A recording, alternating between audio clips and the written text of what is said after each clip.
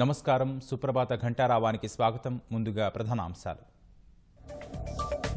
కాళేశ్వరం 3వ TMC Pothireddypadu project కొత్తవే, పనులు చేపట్టొద్దని కేసీఆర్కు జలశక్తి మంత్రి షెకావత్ లేఖ. నేడు పోలవరం ప్రాజెక్టును సందర్శించనున్న ఏపీ సీఎం, పనుల పురోగతిపై అధికారులతో జగన్ సమీక్ష.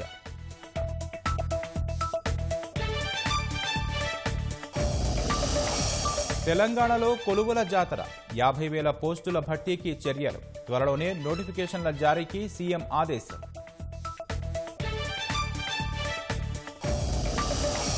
నేటి నుంచి తెలంగాణలో వ్యవసాయేతర భూముల రిజిస్ట్రేషన్లు, 141 సబ్ కార్యాలయాల్లో ఏర్పాట్లు.